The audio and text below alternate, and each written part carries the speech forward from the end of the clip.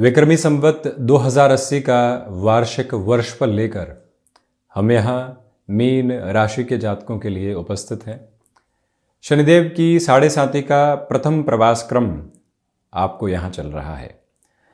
तो वहीं इस वार्षिक क्रम के साथ में चर्चा करें तो प्रमुख जो विषय यहाँ चारों ओर गूंज के साथ में है वो देव गुरु बृहस्पति एवं राहु का बनने वाला चांडाल दोष है, जो कि मेष राशि स्थान में प्रभावी रहेगा। जो ये आप चित्रण देख रहे हैं 12 भाव और नवग्रही व्यवस्था का, ये 22 मार्च 2023 का एक तरह से व्यवस्था क्रम है। 22 मार्च 2023 अंग्रेजी तारीख से लेकर 8 मार्च 2024 तक की अंग्रेजी तारीख के साथ में जो यहाँ पर विक्रमी संवत 2080 चलायमान रहेगा, उसके साथ कौन कौन से बड़े परिवर्तन किस किस तरह के संकेत दे रहे हैं, ये क्रम हम यहाँ एक तरह से चर्चा वृत्तांत में लेकर चलेंगे। पहली बात तो जो शनिदेव हैं वो द्वादशेश होकर द्वादश भाव में, इसी वजह से साढ़े साती का प्रथम प्रवास क्रम चलता हुआ देव गुरु बृहस्पति राहु के साथ में रहेंगे।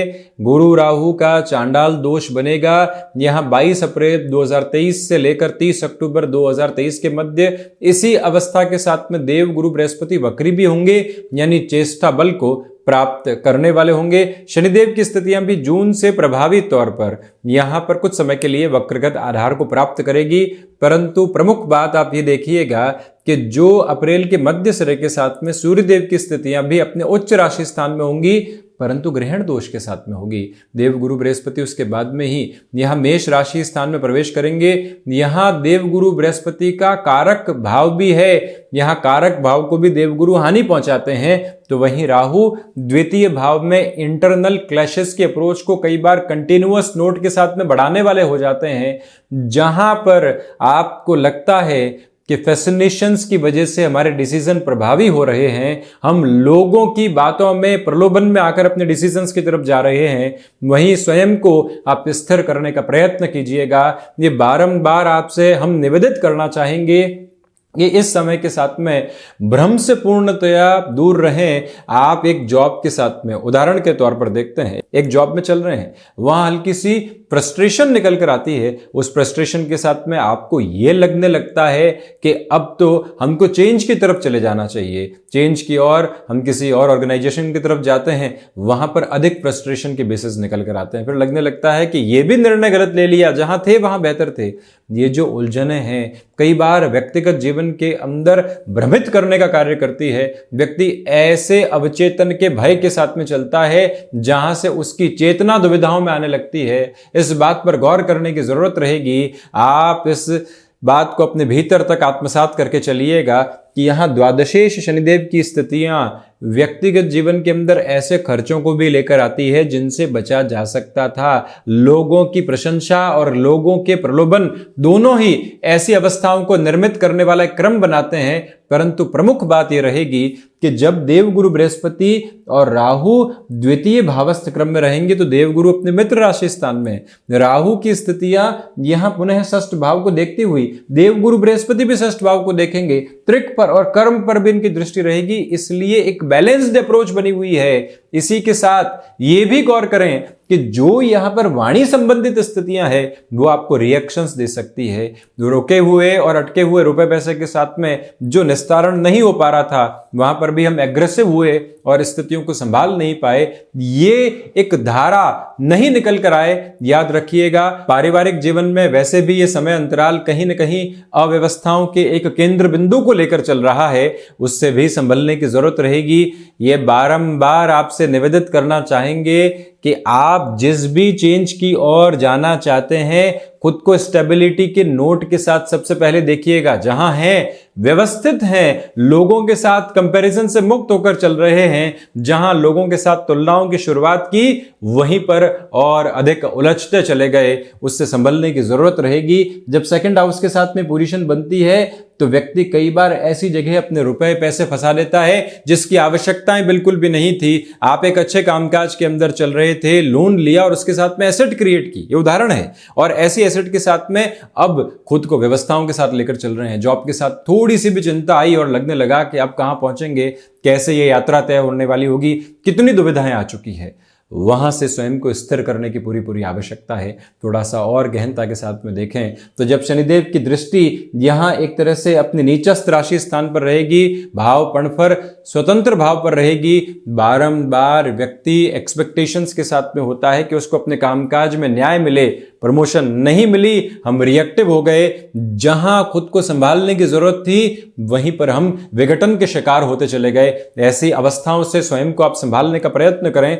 यह भी ध्यान रखें कि थ्रॉट इन्फेक्शन को रिलेट करते हुए प्रॉब्लम गाहे बगाहे आपको डिस्टर्बेंसेस के साथ में लेकर चल सकती है, उससे भी संभलने की आवश्यकता है। हालांकि शुरुआती तौर पर 1 महीने के लिए देव गुरु बृहस्पति की स्थितियां जो प्रथम भावस्थ क्रम के साथ में चलायमान है, ये आपके आत्मविश्वास में वृद्धि दे रही है। इसी समय के समागम के साथ में आप अपने कामकाज के अंदर यहां पर किसी भी इंटरव्यू की तरफ जाते हैं, ओवर थिंकिंग से हटकर स्वयं को एक स्टेबिलिटी के नोट के साथ में आप लेकर चल सकते हैं। भावी भविष्य के साथ में गृहस्थ जीवन को जोड़कर जो प्लानिंग करनी है, वहां पर भी देव गुरु बृहस्पति की जो दृष्टि संबंध की स्थितियां हैं वो आपको ताकत देती है।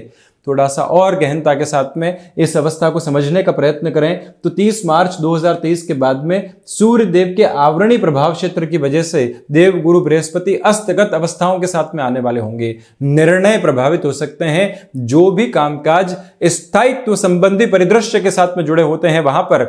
और एक बात और याद रखने की जरूरत है कि जब राहु द्वितीय भाव में हो, केतु अष्टम भावस्थ क्रम के साथ में हो, तो व्यक्ति कई बार हिडन प्रॉब्लम्स को इग्नोर करने का प्रयास करता है। जो परेशानियां आज सुलझाई जा सकती थी, हम उनको टालते चले गए और वो बड़ी होती चली गई।